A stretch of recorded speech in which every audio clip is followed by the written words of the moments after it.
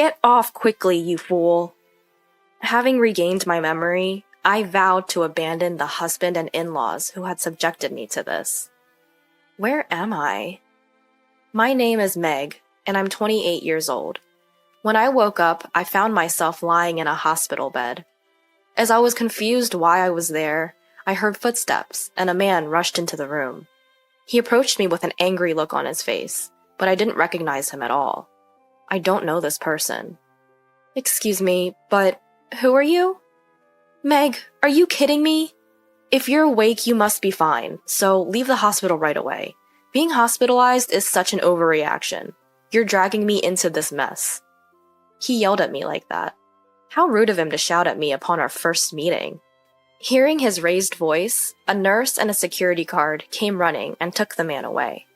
As I was still frozen in shock, my mother, Mary, entered the room, with her eyes filled with tears. Meg, you're awake. I'm so glad. We were so worried about you.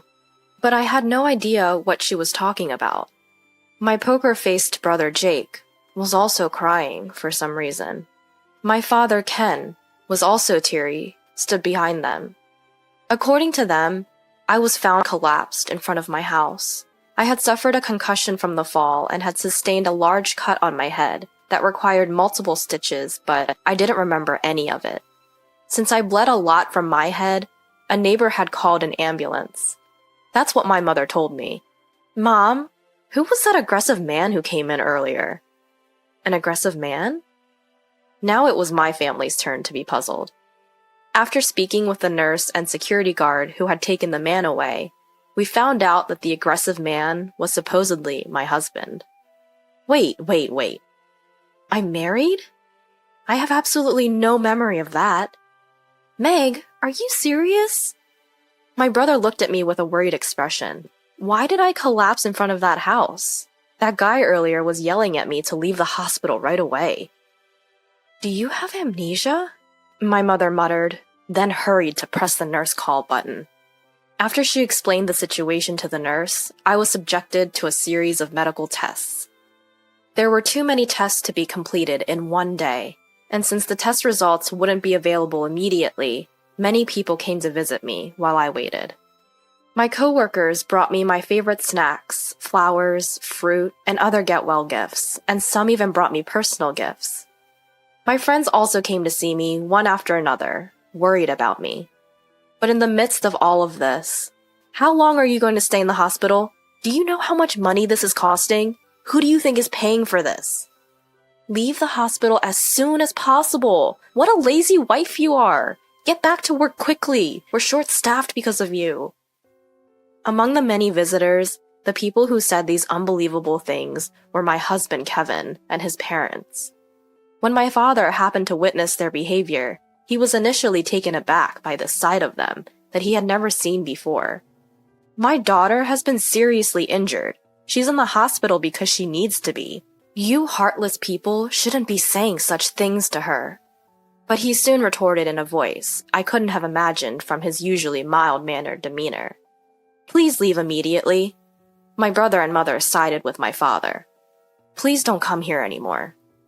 That day, I left hurriedly due to my family's fierce stance, but my husband and in-laws still came persistently, complaining and shouting about when I would be discharged and how much trouble I was causing. Eventually, I was moved to a private room, and they were denied visitation. The hospital let me stay in the private room for the same price as a shared room, so I was lucky. The test results showed that I had completely lost a portion of my memory. It felt strange that something like this could happen in reality. The doctor initially suspected a traumatic injury, but since I didn't have any bleeding in my brain despite hitting my head on the concrete road, it seemed that it wasn't traumatic. I was diagnosed with a psychological condition triggered by hitting my head. I really don't understand anything. I can't even remember my husband's face, and I can't believe I was married to him. Apparently, I was married and living with my in-laws. My husband, Kevin, is 35 years old. He was working at my in-laws' store. I was working as a secretary at another company, so we were both working. However, my actions were monitored by Kevin and my in-laws. They took my salary, and it didn't seem like a happy married life. They checked my work schedule, and on my days off, I was helping at the store, ran by my in-laws, without pay.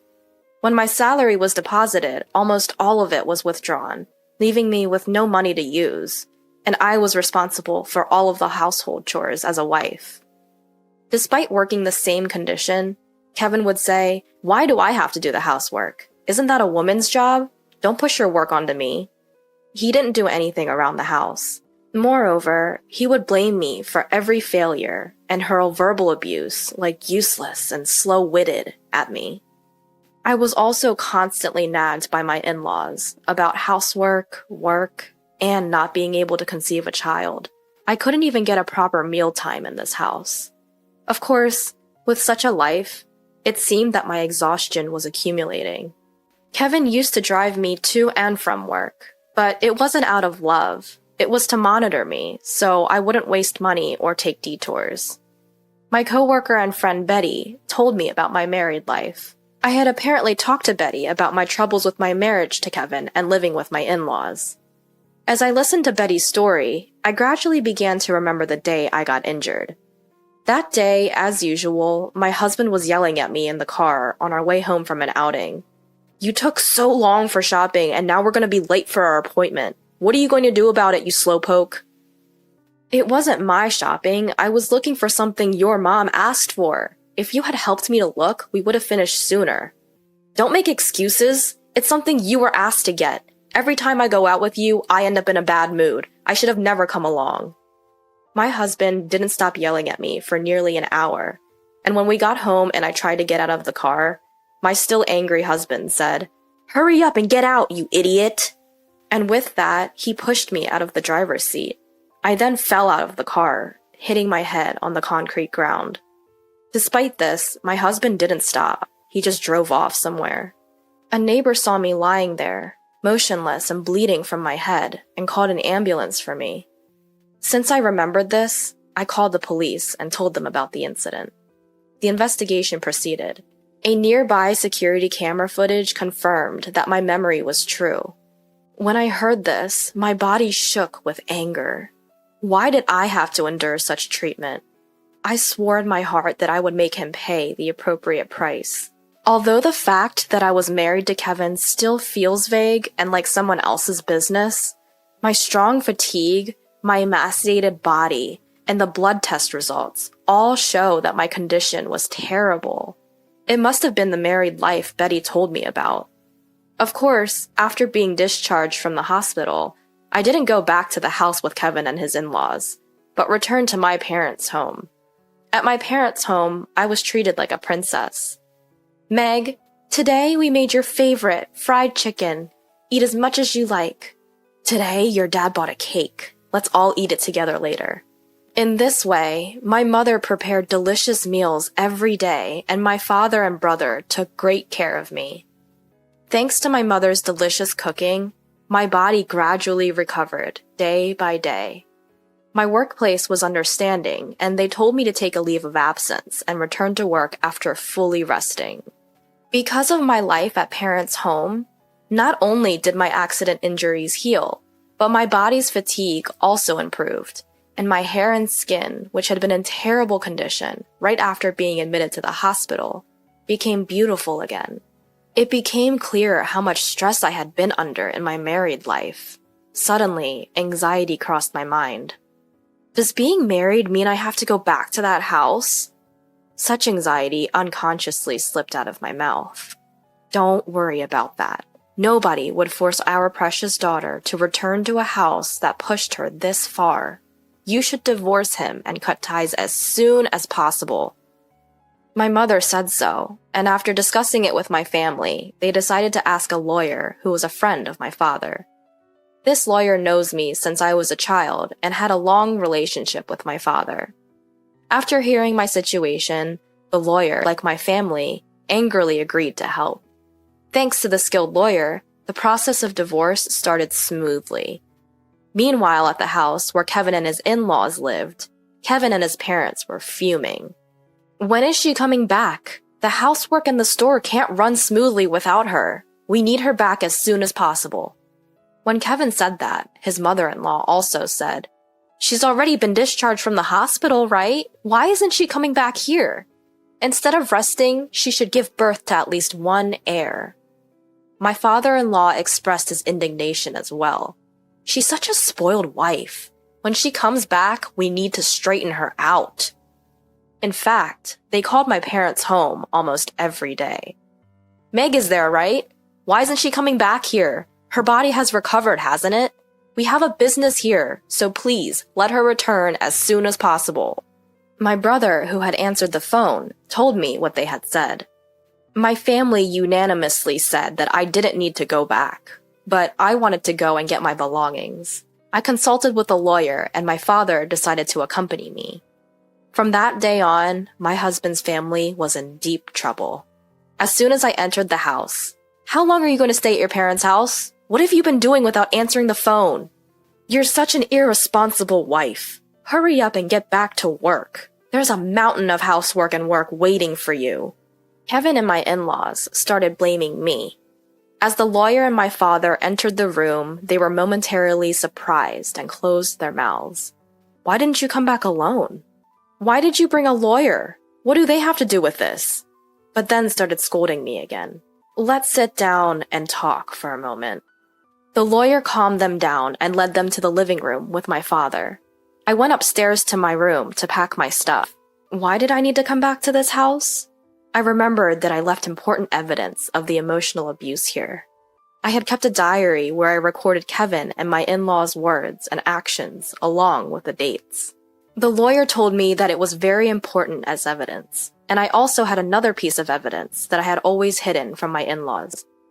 As I was packing, "What's that? Who agreed to the divorce? Don't make decisions on your own." I heard a loud bang on the desk. My body reflexively tensed up, and I crouched down. It seemed that my father and the lawyer had been discussing the divorce. I quickly grabbed my packed belongings and rushed downstairs. Just then, Kevin came out of the entrance and said, "What's with the luggage? Aren't you coming back? Are you the one saying you want a divorce? Explain yourself properly."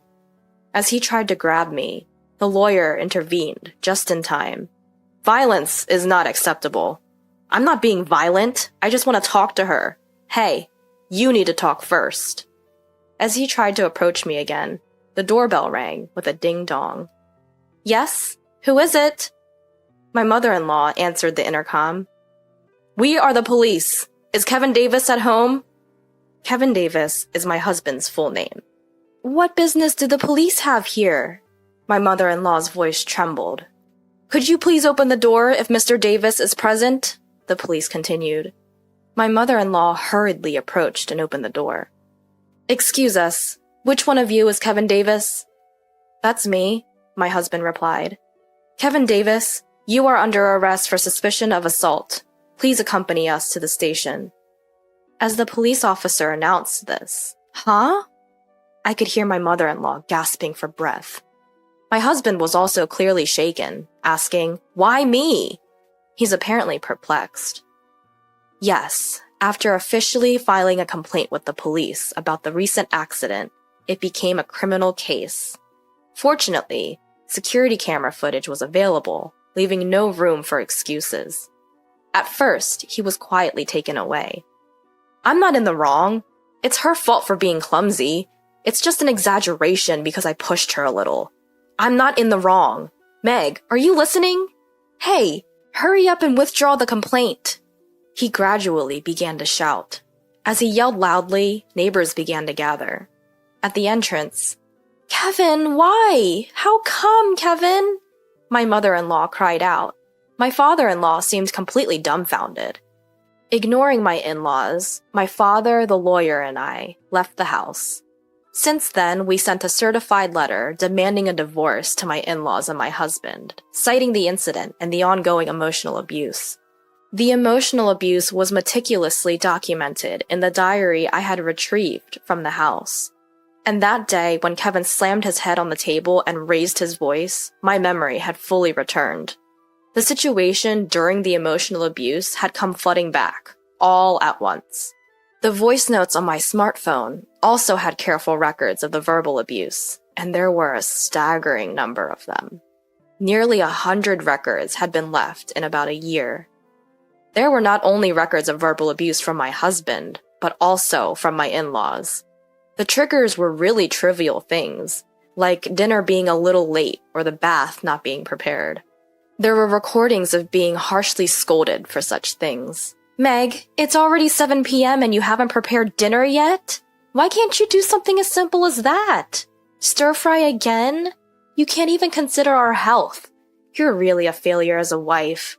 What are you trying to sit down for? You don't have time to sit and eat with us. You still have work to close up the store. You're really useless." Such voices from my mother-in-law, and what? The bath isn't ready yet? I told you I wanted to get in right after dinner, didn't I? What have you been doing? You're messing up my schedules. You're really slow at everything. Can't you do anything right without being told? Voices like that from my husband were recorded many times. There were all sorts of verbal abuse, such as being called a failure, useless, a slacker, and slow-witted. Just listening to it for a bit made my body shrink. The diary and voice recorder were solid evidence, so there's no way to deny it. I was able to get a smooth divorce since I had all the evidence. Along with the certified letter, I sent my in-laws a piece of evidence I had brought from the house. It was Kevin's test results. I was often blamed by my in-laws for not being able to have a child, but the cause was Kevin's azoospermia. I kept quiet not to crush Kevin's ego, but it doesn't matter now that we're divorcing. They must have been looking forward to an heir, but they probably couldn't have imagined that their son was the cause of infertility. Kevin was then prosecuted, but even in court, "It's her fault. Bring her here. I did nothing wrong," showed no remorse, yelling. Because of this behavior, the judge's impression of him was poor, and he was sentenced to prison without probation. Not only that, but I also decided to sue my husband for emotional abuse and psychological DV in civil court. I'll make sure to get compensation and cut ties with that man completely. There's no affection left for my husband now that my memory has returned, and I feel relieved to be getting away from him. I can rest easy knowing that I won't have to see him while he's in prison. As for my in-laws, I negotiated using the evidence of emotional abuse and received compensation. At first they argued, "Why should we pay? We have nothing to do with this. If anything, we were teaching her how to be a proper wife, and she should be grateful." But when they found out there was evidence, they probably didn't want their business to be affected, so they paid more compensation than the going rate. However, my in-laws' fears became a reality. It was only natural that their son, who worked with them, got arrested. Rumors spread, such as, "Did you hear? The son of that store pushed his wife out of the car and seriously injured her." They were always bullying their daughter-in-law. Even though she worked outside of the house, the daughter-in-law was forced to work for free at their store. Because of these rumors, the store was far from being able to continue its business. Customers gradually stopped coming, and it seems that the store went out of business just 6 months after Kevin's arrest. They had taken out a loan using their land as collateral, so they lost both their land and savings and ended up filing for bankruptcy. Now, they are living modestly in an old apartment, receiving welfare. I wonder if the three of them will live together once Kevin is released. It's none of my business anymore. "Meg, would you like to go out for dinner tonight?" My boss and current boyfriend Ronald cheerfully asks me after work. "Stop it, everyone's still here." "Oh, you two are always so lovey-dovey, I can't even watch." We don't care the teasing from our colleagues. "I made a reservation, so let's get going." He pretends not to hear me. A few years after my husband's arrest and since his release, he has been supporting me, always listening to my troubles as I was being harassed by my ex. Eventually, he gave me rides to and from work. One day, my ex approached me suddenly, saying, "Meg, I have something to talk about. Let's live together again. I've changed my ways, so I'm sure we can make it work." Ronald stepped between us and said, "Stop bothering her." My ex fought back, saying, "This has nothing to do with you. It's between me and Meg. Stay out of it." Ronald replied, "Meg is important to me. You need to give up on her already. I'll call the police. I won't hold back if I see you again. Thankfully, I haven't seen my ex since then. Ronald used to play sports, so he has a good physique and a strong face, which was probably very effective against my not-so-large ex. He's also a sweets lover, which is a cute contrast to his tough appearance. He's a wonderful person who always respects my opinions. Acting all high and mighty over pocket change. Ugh. Those were the words thrown at me after I had arranged $30,000 for my eldest son and his wife's liver transplant. I couldn't believe she'd say something like this to me. And this was money they'd asked to borrow. The wife of the man getting the surgery seemed to revel in my reaction, smirking at me after spitting out those awful words. My patience quickly reached its limit. If this is who they are, then spending my money on them? I took my money back and walked out of the hospital room. I am Keely, a housewife who just turned 72 this spring. My husband passed away 3 years ago, and I've been living alone since then. My son Nick is 43 this year. He's married, has his own family, and is financially independent. I'm living quietly alone in the countryside, relying on my late husband's pension. I'm used to the rural life, but sometimes it gets a little lonely at this age. I've asked Nick to visit when he has time, but he's often too busy with work to make it. I even suggested that just his wife Ellie could visit, but she's also busy, she says. Ellie doesn't work. She's a stay-at-home wife. I would think she has time, but every time I reach out, she claims to be busy. Recently, I found out that Ellie's busy is an outright lie. My eldest son and his wife live in an apartment about a 10-minute walk from Ellie's family home. Apparently, Ellie spends most of her days at her family home. I even heard from Nick that she often stays overnight there. As a mother, I really want her to take proper care of Nick, her husband. But that single thought feels like it could escalate into a mother-in-law and daughter-in-law conflict. So I keep it to myself. Nick, you need to manage your wife better. I feel like Ellie has a bit of control over my son, and Nick is completely smitten with her. He seems to excuse everything she does. Even during New Year's, they don't visit, which makes me think Ellie is intentionally avoiding this place. I'm concerned, but I also don't want to stir up trouble between them. So I've decided to hold my tongue. At this time, I was still thinking that as long as I keep quiet, everything would be fine. This is how our distant relationship was, until a sudden event changed everything. I heard that Ellie got sick and had to be hospitalized. It turns out her condition is serious, and she needs surgery, according to Nick. Although I don't know much about the illness, she apparently needs a liver transplant. Hearing liver transplant, my voice left me. I can't help but worry about how hard it must be for Ellie. Liver transplants aren't only expensive, but they also require a donor. I'll visit her. Planning to visit her as soon as the next day, I told Nick. However, he quickly said, "You don't have to come." He explained that she had just been admitted and wasn't settled yet. Rather, there's something I want to ask you. Nick said that first. It's been a long time since my son asked me for a favor. I listened, wondering what it was, and it turned out to be about the surgical expenses. Apparently, the liver transplant surgery, post-op treatment, and hospitalization will cost close to $30,000. Sure, $30,000 is a lot of money. However, I know that my son earns a better-than-average salary. On top of that, they don't have children. I assumed they would have saved up that much by now. You can afford it, can't you? You guys don't have any savings? We just bought a new apartment, so our savings are depleted. He hesitates as he says it. I had no idea they had moved into a new apartment. I was shocked to learn about this for the first time today. It's unbelievable that they changed their address and didn't even tell me, their own mother. What? You moved? Bought an apartment? Why am I hearing about this now? What were you thinking? I couldn't help but raise my voice. My son quickly says, "We've been busy, and I meant to tell you." But I think he deliberately kept it from me. Maybe he thought I'd visit if he told me they bought a new place. I'm not feeling great about this. And yet, turning down my son's request is also difficult. I let out a small sigh. Will $30,000 cover it? I have a nest egg from when my husband was still alive, and my survivor benefits are more than enough for me to live on alone.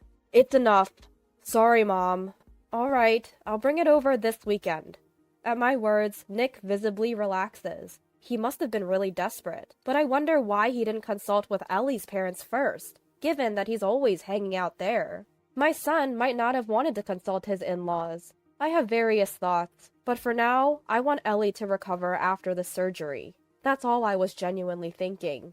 Although it might sound presumptuous, I was thinking, if this $30,000 saves Ellie... I went to see my son and his wife for the first time in a long time over the weekend. I thought it best to bring the money directly to the hospital where Ellie is staying, so I arranged to meet Nick there. Even after informing him that I had arrived at the hospital, Nick took a while to show up. I waited for about 15 minutes. "Did you bring it?" That was the first thing he said when he finally appeared. I thought there would be more to say, but I guess the situation was just that urgent. As I handed over the bag containing $30,000, Nick snatched it from my hands. Quickly confirming its contents, he said, "You can go home now." What? I was taken aback. His attitude, essentially telling me to leave after handing over the money, was irritating, even for me. Even if he's worried about Ellie's condition, this is no excuse for such rudeness. I guess my displeasure showed up on my face. Nick looked at me and clicked his tongue. "What's the big deal? We're going through a lot here. Don't expect anything in return." Nick looked at me and clicked his tongue, yelling at me out of nowhere. I'd never been yelled at by my son before. He was always such an obedient child. I stared at him in disbelief. Ever since Ellie became his wife, it feels like his personality has changed. The Nick glaring at me with an intense expression was someone I didn't recognize.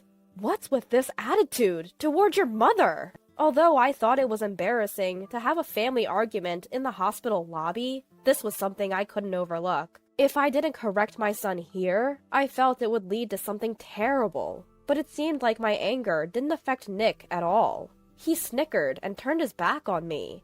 I thought about chasing after him, but feeling his complete rejection, I lost the will to do so. There was nothing more I could do. I decided to leave and headed for the exit. Just then, a woman said to me, "Oh, it's been a long time."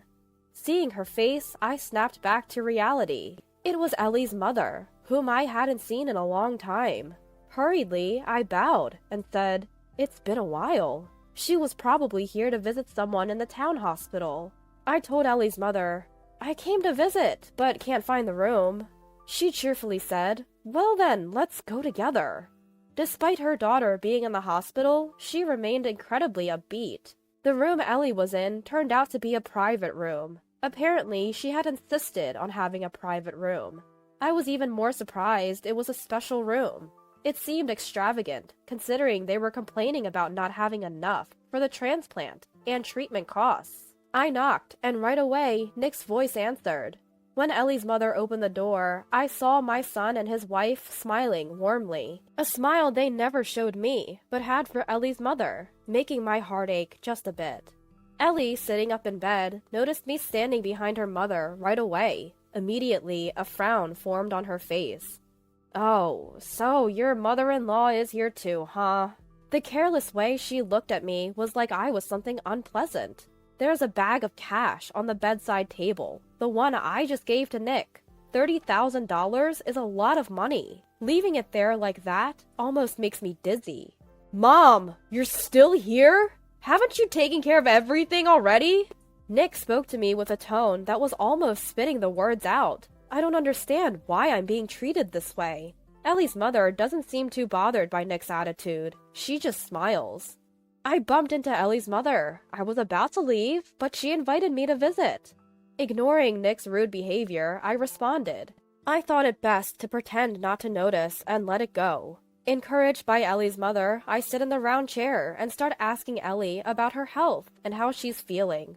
Ellie, reluctantly perhaps, but unable to mistreat me in front of her mother, explains her medical condition. Turns out they found a donor for her liver transplant rather quickly. It's a cousin of Ellie's, apparently. If the transplant is successful, she'll recover her health.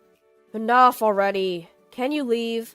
My son clearly can't stand me being here. His leg shakes in what seems like frustration or anger. His attitude is getting to me. Your wife is sick, you know. It's natural for me to be concerned. Why are you acting this way? I brought what you asked for all the way here. Don't you think you owe me at least a thank you? At my words, Nick's face turns red. Ellie snickers at me from her bed, as if making fun of me. Acting all high and mighty over chump change. It's a turnoff to be lectured like this.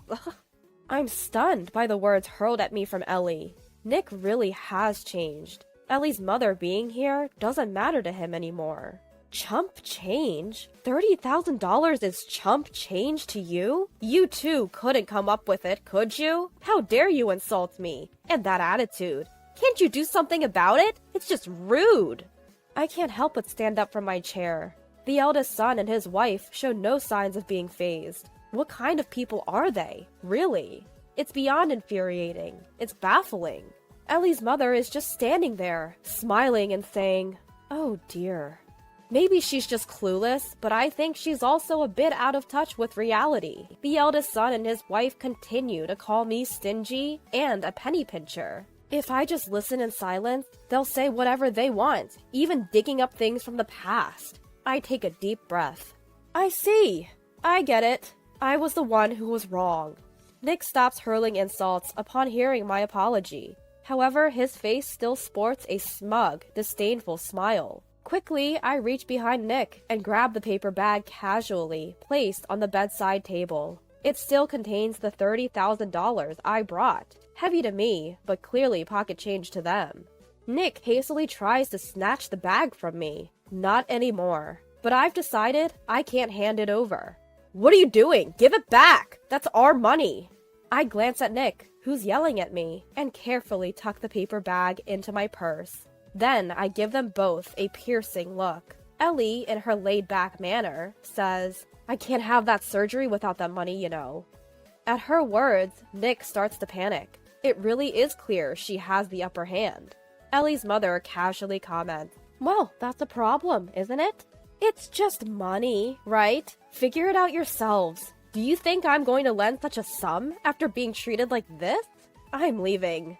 I declare to my son that I won't be lending the money. Ellie's mother then turns to my son, smiling. "What will you do? Your wife is in a tight spot." But her eyes aren't smiling. Nick's face pales in an instant.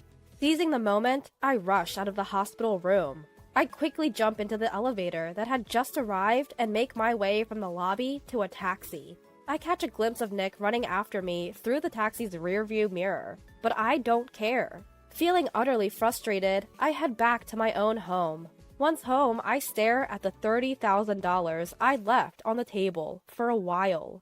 Then I replay today's events at the hospital in my head from start to finish. No matter how I look at it, I can't see where I went wrong. At one point, I even think about just blowing all of the $30,000 on some lavish spree. I decide to call my younger sister and her husband, who live nearby. "Hey, how about coming over for dinner tomorrow? Bring the grandkids and the nephews. I'm always alone here, so the more the merrier." My sister and her husband are thrilled at the invitation. They say they'll bring their son, his spouse, and the grandchildren.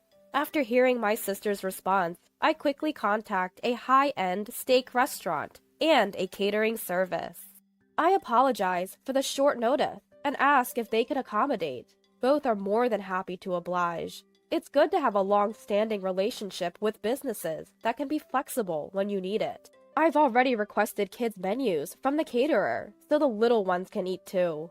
The next day is incredibly busy right from the morning. Thinking we'll need some sweets after dinner, I go out to buy cakes and donuts. While I'm at it, I also get gifts from my nephew's family and my sister's family, who frequently come to visit.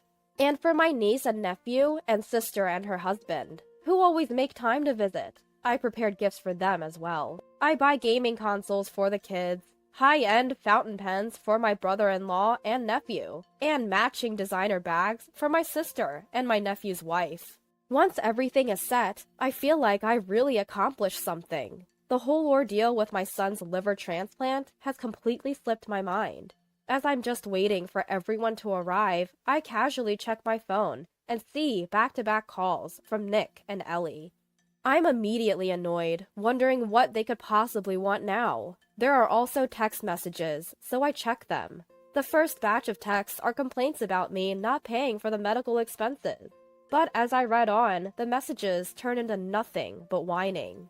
By the end, they're downright begging. I sighed and called Nick on his cell phone. Surprisingly, he answered after just one ring.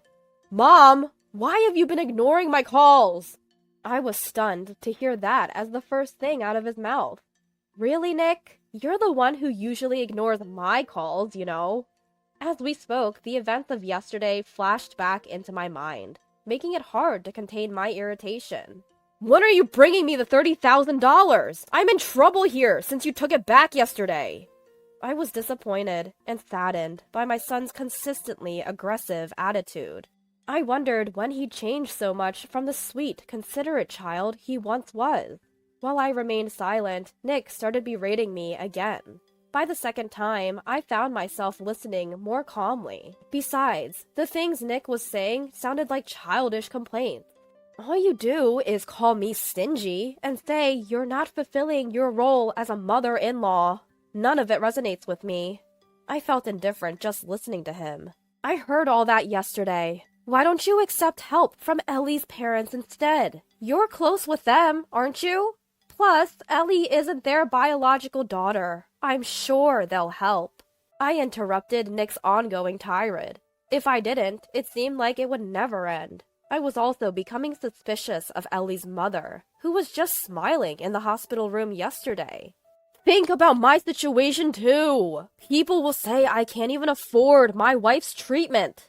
You're the one who called it pocket change, right? And for the record, I used that money. There's hardly anything left. Nick was left speechless on the other end of the line. He reacted to the news that there was little money left. Why did he treat me like that when he's clearly desperate? I couldn't help but wonder. Just sort out the liver transplant fees on your own. Don't involve us. I made myself very clear. Please relay that to your wife as well. I cut off the call, feeling like I had just tossed out a parting shot. I didn't want my emotions to get the best of me. Even if he's rotten, he's still my son. As a parent, I want to help him. But his attitude yesterday was unforgivable. If both of them had apologized, maybe I would have reconsidered. But there was no apology at all. This makes it impossible to forgive them. Just after hanging up with Nick, I got a call from Ellie. I pick up the phone, ready to settle this once and for all. "Mother-in-law, this is terrible. My life is on the line. Do you understand that?" As soon as I pick up, her condescending tone irritates me. If her life is on the line, she should be more humble. I told Nick too. Instead of borrowing money from me, wouldn't it be simpler for your parents to help you out, Ellie? I tell Ellie the same thing I told Nick. Ellie scoffs at my suggestion. Seems like she really can't humble herself before others. Then she starts talking about how if I don't lend them $30,000, Nick will be in a bad position. Basically, she's saying she doesn't care if Nick becomes uncomfortable at her parents' house. Honestly, what she's saying almost feels like blackmail. Listen, Ellie, I'll make it clear today. I don't know why you're avoiding me. You didn't even tell us about moving to the new house, and you never visit. I don't feel like you're really part of our family. Ellie listens in silence. I don't want to say this, but can you really call yourself a daughter-in-law? You only reach out when it's convenient for you, and then you greet me with this disrespectful attitude. I don't want to hear your old-fashioned views on daughter-in-law and mother-in-law relationships right now. Just bring the money for the treatment, okay? Ellie has a short temper and gets very angry. She yelled at me over the phone. The angrier Ellie gets, the calmer I become. Raising your voice won't help. Besides, that money is already spent, and there's not much left. It may be pocket change to you, but it matters to me. Ellie gasps at the mention of the dwindling funds. I guess spouses do become alike when they spend a lot of time together. Then what should I do? We found a donor! All we need to do is make the payment! We're running out of time! Her last words were almost a scream. Hearing her, I felt no inclination to help. Figure it out yourselves. Ask your parents or something. They may lower their heads for you, even if I won't. I'll pray for a successful surgery from here. I hung up after saying that. Several more calls came in from both of them, but I ignored all. By evening, they seemed to give up, and the texts and calls ceased. Later, Ellie's father came to apologize to me. I was surprised by his sudden visit, but he was a sensible man, and apologized sincerely. After his apology, I agreed to lend the money for the treatment. Ellie and her mother seem to be extreme spendthrifts. Both spend money freely, while Nick is working non-stop. Lack of savings wasn't just due to the apartment purchase, it appears. They've promised to pay back the medical expenses gradually. They are also in debt to multiple other parties, and seem to be in a tight spot. But the surgery was successful, so I'll wait for them to get back on their feet and pay me back. Their relationship as a married couple seems to be on the rocks due to money issues. They have shared debts and can't afford a divorce, so they continue to live separately within the same home. Nick informed me they will divorce once the debts are paid off. I've decided to do a major renovation on the house where I now live alone. The suggestion came from the nephew and his wife who had invited me to that lavish dinner that day. Since then, they have visited me like real sons would, and the house is lively with the sound of kids on the weekends. Living alone doesn't feel lonely anymore, and I believe the $30,000 I spent that day was well worth it.